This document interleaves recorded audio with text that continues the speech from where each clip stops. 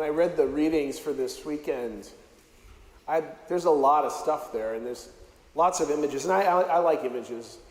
One of the images I thought of when I think about this gospel reading about, the inside versus the outside, the internals and the externals.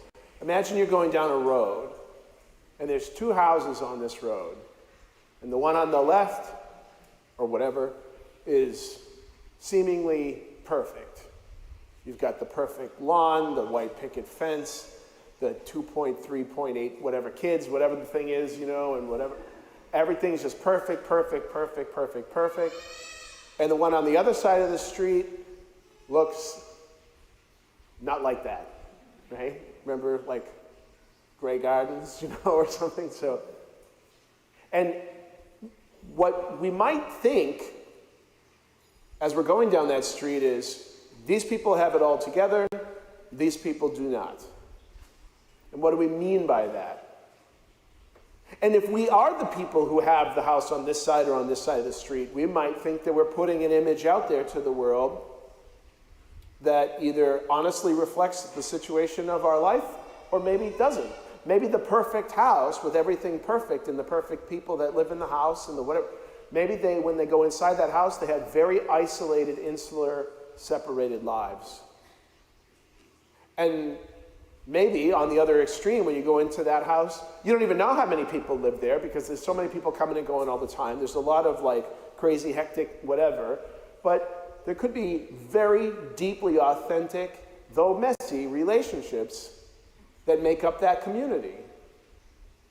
And I think that while these things are sort of polar opposites, I think Jesus is trying to remind us, we all have kind of both of that, right? These are realities that can kind of pull us in either direction.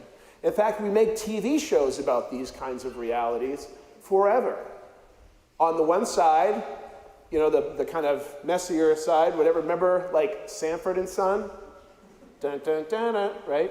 Dun, dun, dun, dun, dun, dun, dun, dun, dun, right? Remember Sanford and Son? What great relationships they had, though, right? Crazy, messy, and over here, these are the not you folks, but our imaginary house on this side. These are the ones that you make those crime drama series about, right? It's always the quiet ones, or whatever. So, and again, these are extremes, but we kind of can pull between them, and that reflects in our culture. I mentioned a couple of TV show ideas, but I think the one that really makes me kind of laugh is the Real Housewives. The Real Housewives of whatever, New York or whatever, right? Now I must confess, I have never seen a real episode of the Real Housewives show, but I have seen the parody on YouTube, The Real Housewives of South Boston, which is where I'm from. And those are only 4 minutes, and there's only 3 of them, so it's very doable. But what I find very hysterical is the one, let's say New York or whatever, Housewives of New York or whatever it is, or they put these people out there on the ads and everything, the Countess this and the Miss, Madam that, and I have all this money and I have all this perfect world, and they just shred each other to pieces. That drama. And then when I watch the Real Housewives of South Boston on YouTube, they're a mess. It's this is the South Boston I grew up in, not the one that's there now. But and they kind of do tear into each other. But they really love each other. They are bonded together by this communal relationship that's deep like a family could be or should be, and broad like a community could be, can be, and probably should be. Whereas over here, this is something else. And while it might be entertaining to some, it's certainly not enriching, right? We're being invited, I think, to reflect on a lot of our internals and externals. And in our second reading, we're being told, what does it mean to make a perfect gift?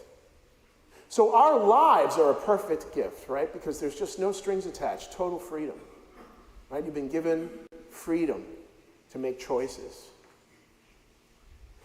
And then what we're encouraged by our faith to do is to take that gift that we've received and share it, to give it away with the world, right? to give it away with the world. And if we cave to a cultural pressure that says, you know what, the way that we can prove that we've done well in this world is by building up this outside stuff, beautiful fences and lawns and siding and whatever. And that's proverbial. I mean, it could be literal, the house, it could be proverbial, ourselves, whatever. But does that really reflect the humanity that is behind it? For some people, it does. For some people, they can pull those worlds together in a really great space, and they have the resources to make that look and feel the way it actually is. That's a beautiful thing. That's a tough thing. It's a tough thing. And then over here, I think, we can maybe not always have some boundaries that we might think are healthy for a community or something like that. That can be sometimes the case, right? Quiet when it should be quiet, things like that. But the chaos of life is sort of celebrated in this kind of proverbial community. And while that might be a lot, and sometimes we've got to kind of work on how we can manage some of that for the sake of others, there's something really beautifully binding there. This one requires a lot of personal sacrifice. This one requires a lot of sacrificing of the person. In other words, it's not about my honest self and my story and my faith and my narrative and my struggles. It's about making it seem like I don't have any of that, and I get to write my own story for you to read, regardless of whether or not it's true. And there's a real tension there. But I guarantee that when Jesus is talking about all of these kind of social norms that are being placed, that are mentioned, on the heels of the first reading and in the second reading and in our gospel reading, all of these social norms that are placed on the community at the time, we are not living in such a different time that we don't have them too. And while we might be intrigued to, what do we get called, hypocrites in one of the readings today, right? We might be intrigued to look like we've got it all put together. Let's be honest. Nobody likes that guy who shows up at work in the morning and says oh, I got up this morning before my alarm went off. I felt great. I slept so good. I got in the car. I found out I needed some gas, but you know what? There was a pump. It was open. I drove right in. I got there. I had some extra time. I bought a scratch ticket. I won $1 million on my way. I hit every green light on the way to work, and I'm having the best day already. How about you? How's your day going? Right? Nobody likes that guy. Nobody likes that guy. Now, you might want to wish that for people in a charitable way, but let's be honest. The guy who comes and says, oh my God, let me tell you, and then that story tends to be a lot more interesting, right? Because and when we're being honest with ourselves, we can relate to the kind of messy, right? And the Lord is always trying to remind us that that's where he meets us, right in the messy. And so, if we want to know if we're doing it right, I think we got to look at our motivations and look and see if there's any sacrifice involved on our part for the goodness and the well-being of others. I'll leave you with an image. In the St. Patrick's Day episode of The Real Housewives of South Boston, they're in the pub, getting crazy or whatever ahead of time, and one of the main character ladies comes and slams some cash on the bar, and she says, next round is on me.